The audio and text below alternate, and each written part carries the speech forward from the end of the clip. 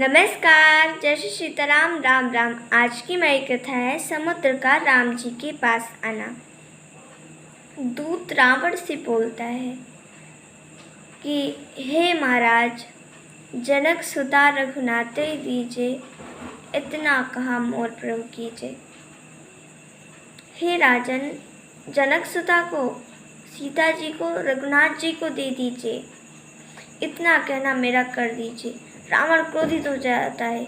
तू मुझे कहता है, एक लात मारता है दूत को। दूत पैर पड़ता है, पर रावण ने वही गति की उस दूत की ही जैसे विभीषण की थी। विभीषण को जैसे रावण ने लात मारा था, वैसे उस दूत को मारा।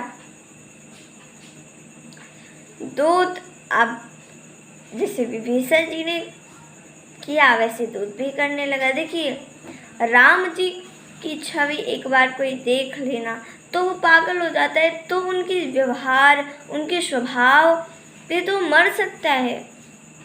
इतने हैं हमारे राम। और वो दूत एक बार राम जी को तो देख आया है ना, तो राम जी के संग उसकी प्रीत लगी, वो भक्ति राम जी की करने लगा। और पता है आपको कहाँ चला वो दूत? वो रावण का दूत राम जी के पास आ गया। वो राक्षस नहीं था, पर वो राक्षस बन गया था मुनि पुलस्त के शाप से। तो आ गया राम जी के पास। राम जी के पास आकर उसने भी वही किया जो विभीषण ने किया, पर वो दूत मुनि बन गया। और इधर गोस्वामी तुलसीदास जी कहते हैं, विनय न मानत जलधि जड़, गए 3 दिन बीत, बोले राम सकोप तव भय बिन होय न प्रीत। विनय से नहीं मानता, विनय से नहीं मानता ये समुद्र,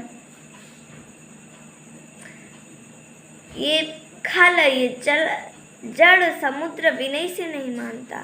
3 दिन बीत गए, फिर राम जी क्रोध से बोलते हैं कि भय बिना प्रीति कहाँ होती है। भय से पूरी सृष्टि चलती है, भय से ये वृक्ष फूल देते हैं, भय से ही एक माता अपने पुत्र को समझाती है, भय से ही ये काल देते हैं। ये भय से ही सब कुछ होता है। भय ना हो तो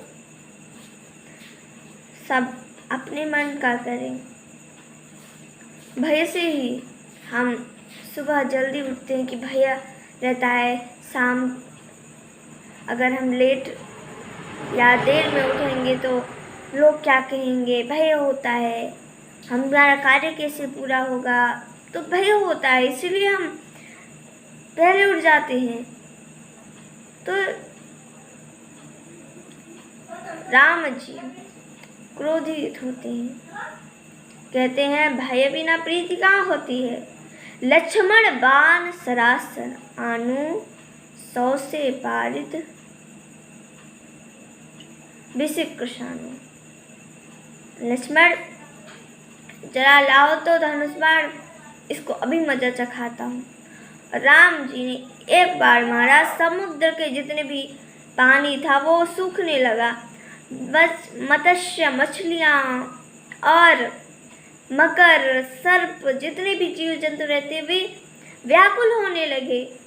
तो समुद्र एक थाल में मड़ियों को सजा कर लाया राम जी के पास और कहने लगा, हे राम जी, मुझे क्षमा कर दीजिए, मुझसे अपराध हो गया। मैं गवार कहाँ और कहाँ आप राम,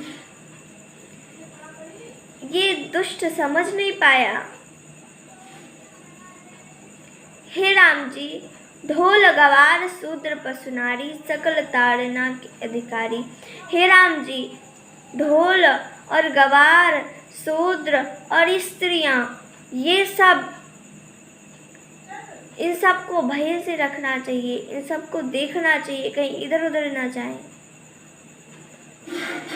अब इसका कुछ लोग गलत अर्थ निकाल लेते हैं कि स्त्री को मारो, पशु को मारो, शूद्र को मारो। ऐसी बात नहीं है।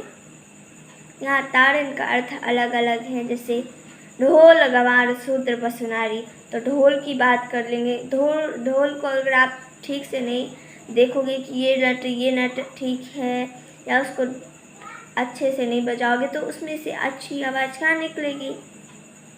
हाँ, बच्चे देखिए, हम जैसे बच्चे कभी कभी बजाते हैं ढोल को, तो अच्छी आवाज़ नहीं निकल पाती है। तो आप अगर उसको अच्छे से नहीं देखेंगे तो वो कैसे ठीक से काम करेगी। ढोलक में कई नट बोल्ट होते हैं, उनको कस के रखो, देखो उसमें ढोल गंवार कहीं इधर उधर ना जाए। अगर गंवार को तो आप कंप्यूटर पर बैठा दो, तो कंप्यूटर में पता नहीं क्या अपना पूरा क्या क्या कर डाले कंप्यूटर में, या कहीं बैठा दो गंवार को, तो गंवार को भी देखना चाहिए। ढोल गंवार शूद्र को भी देखना चाहिए। देखिए, जैसे ब्राह्मण होते हैं, तो ब्राह्मण क्या होते हैं, उनका भोजन अलग होता है। कहीं ये तो नहीं पड़ा, कहीं इसमें कुछ नहीं पड़ा, मांस इत्यादि तो नहीं है, लहसुन नहीं है, प्याज नहीं, कुछ ब्राह्मण नहीं खाते हैं। तो इन सब का विशेष ध्यान रखते हैं, और गंदगी ना रहे। तो शूद्र को भी अगर आप ठीक से नहीं रखोगे, तो कुछ मंगते जो बोलते मंगते, वो सब आकर आपका सब कुछ अशुद्ध कर देंगे। तो शूद्र पशु को अगर आप देखोगे, ये से छोड़ दोगे, तो खेतों में चले जाएंगे, चढ़ लेंगे दूसरों का खेत, आपको डांट पड़ेगी। अब नारी को कहा है कि नारी को देखिए किसी को दृष्टि ना लग जाए, या नारी अनमोल रत्नों में निकली हुई है। देखिए, समुद्र मंथन से भी निकली हुई थी, तो यह नारी भी अनमोल रत्न है, तो इसको अच्छे से रखिए। इन सब को देखिए, तो समुद्र कहता है ढोल गवार शूद्र पशु नारी सकल ताड़ना के अधिकारी।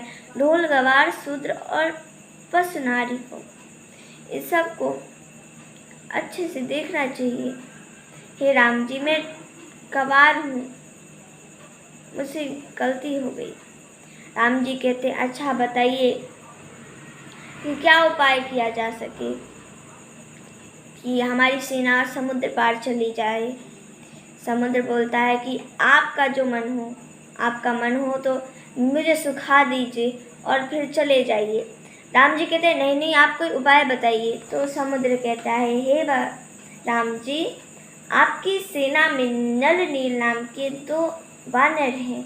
लड़कपन में उनको ऋषि अगस्त्य से वरदान मिला था कि किसी पत्थर को अगर वो छू देंगे तो वो समुद्र में तैरने लगेगा, तो आप उन्हीं से सहायता मांगिए। तो इस प्रकार के कर समुद्र अपने घर चला गया। आज की कथा हमारी यहीं समाप्त होती, और इसी के साथ साथ आज हमारा सुंदरकांड समाप्त होता है। धन्यवाद। जय श्री सीताराम। राम।